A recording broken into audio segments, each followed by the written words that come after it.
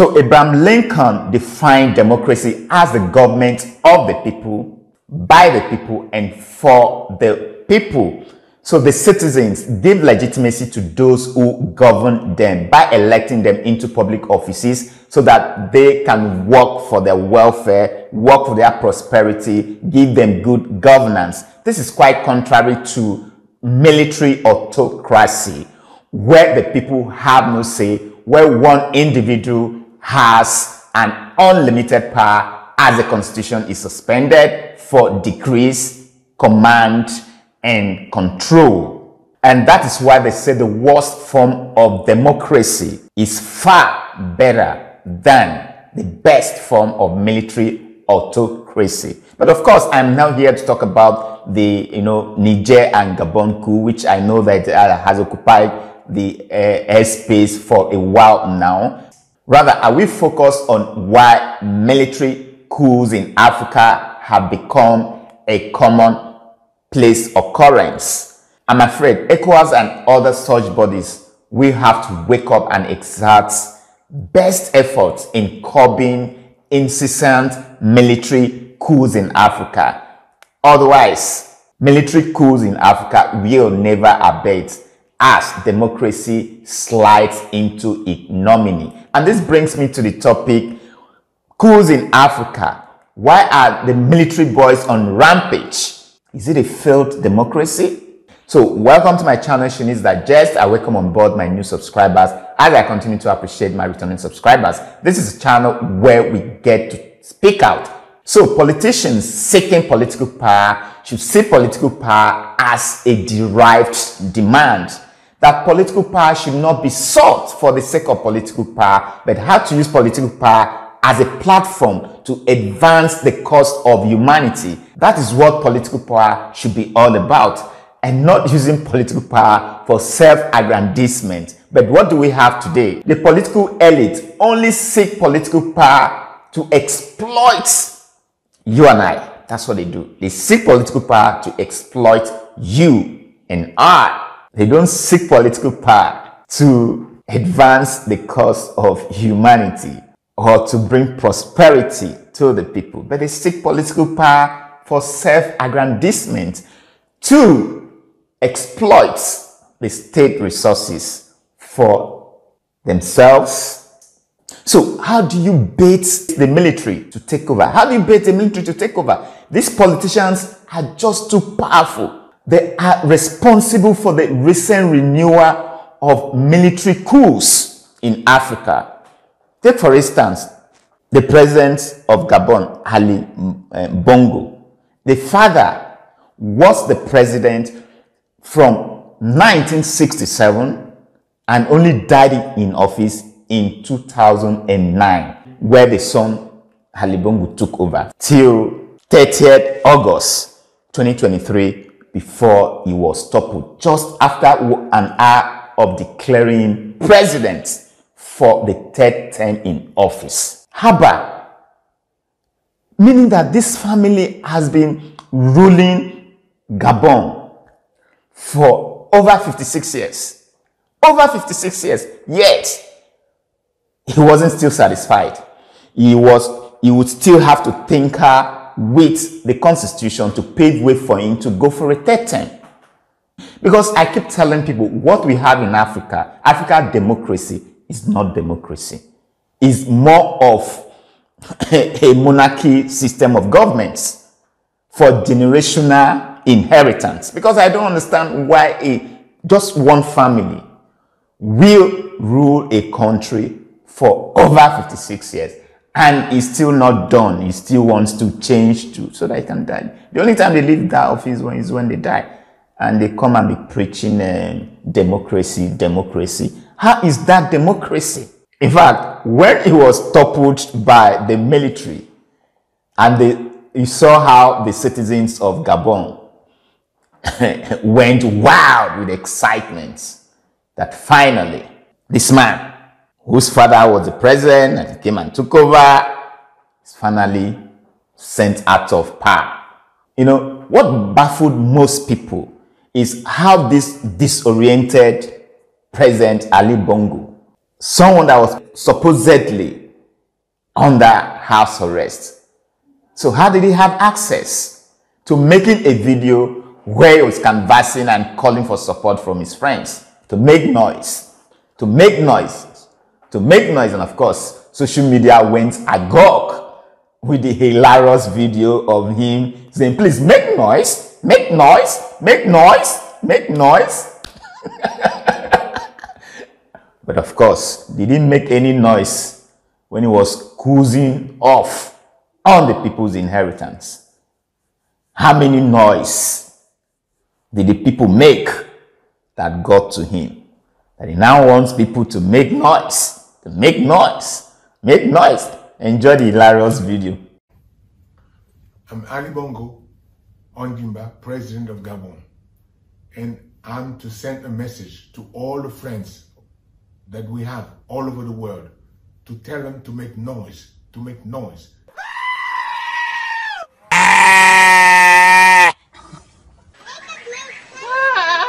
For the people here have arrested me and my family.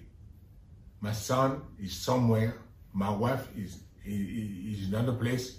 I don't know what's going on. So I'm calling you to make noise, really.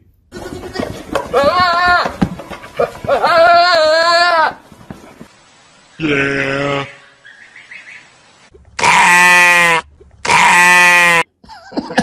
Even the goats are making noise for him. And this is quite reminiscent of what happened with Robert Mugabe of Zimbabwe. Of course, the man could barely move. In fact, they were even needing him to walk. He couldn't walk, but he didn't want to relinquish power until he was sent off by the military. And shortly after that happened, he died, meaning that if that didn't happen, he would of course died in office. He was already preparing the wife to take over from him. That is not democracy. It is a monarchy system for generational inheritance. That's what the Nigerian democracy, not Nigeria, of course, Nigeria had its own fair share. I didn't want to even say that. I don't know how it came out of my mouth. Of course, we were here in this country live and well when the then President Olusegun Obasanjo also wanted to, elongate himself in office and then was doing everything possible to bribe the National Assembly so that the constitution will be changed so that it can overstay his term limits in office. Of course, it's everywhere. It's not just in Ghana, it's everywhere in Africa. So they are the ones baiting the military to come in and take over until ECOWAS does the needful by exerting, serious efforts in discouraging these so-called sit-tight African leaders who wouldn't want to relinquish power, who would want to die in office. If that does not happen, I'm afraid, guys, military coup will continue to be a commonplace occurrence in Africa. So Togo should be next. There cannot be any justification for Faure Gnassingbé to continue to be in power under the watch of ECOWAS. See the posh lifestyle of the Equatorial Guinean president, who has been president for the past 44 years. As if that's not enough, his son is the vice president. Africa democracy. The father, the president, the son, the vice president. See the collection of cars from the video that the son has. Even has Michael Jackson, Golden Globes. See the posh cars in a country where the people, the citizens, are barely eking out a living below the poverty line. And yeah, they live in opulence. And then you think this is not enough bait for the khaki boys, the military boys, to take over.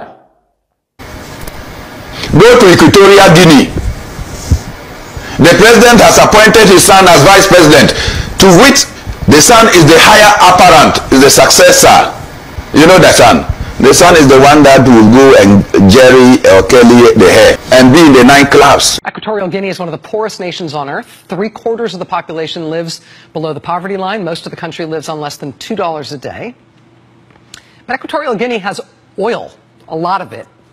But none of that money gets to the people. Over 3/4 of its population is below the poverty line.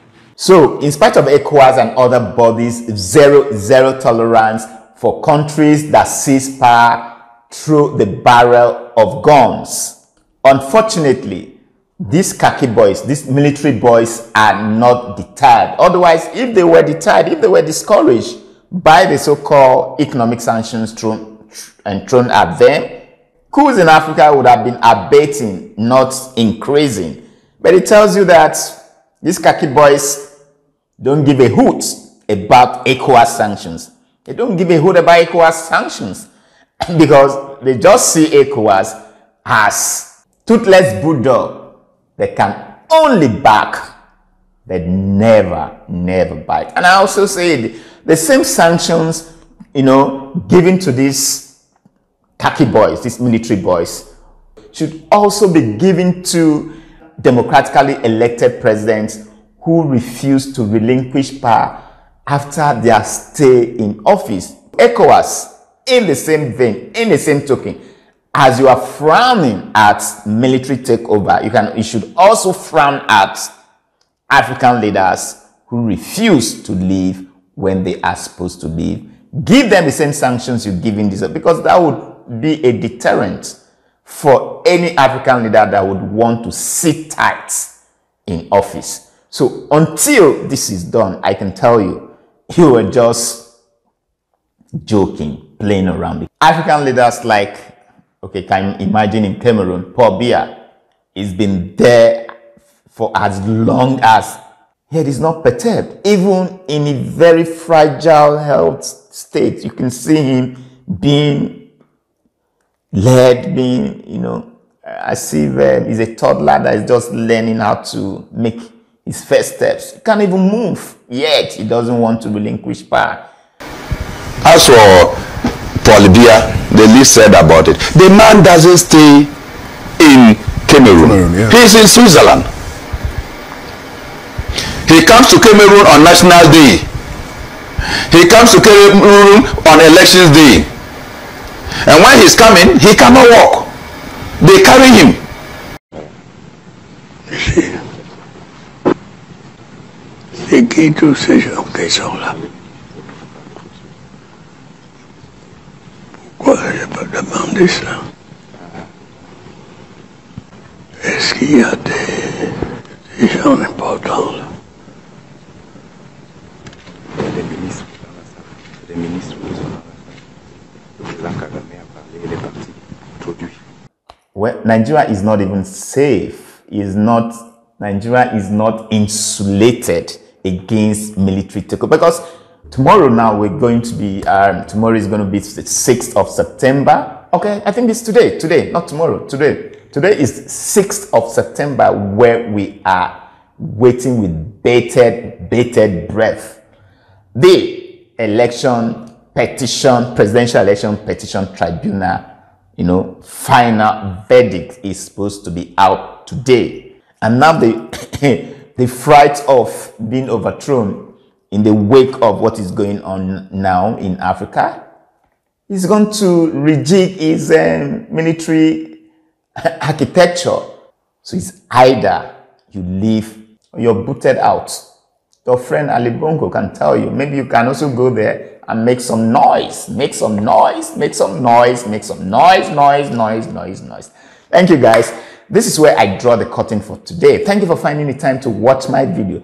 If you like the content of this video, please give us a thumbs up. Strike on that notification bell so that you get to be notified whenever I upload a content like this. Leave your comments down below and do not forget to subscribe to this channel. Stay awesome. See you pretty soon.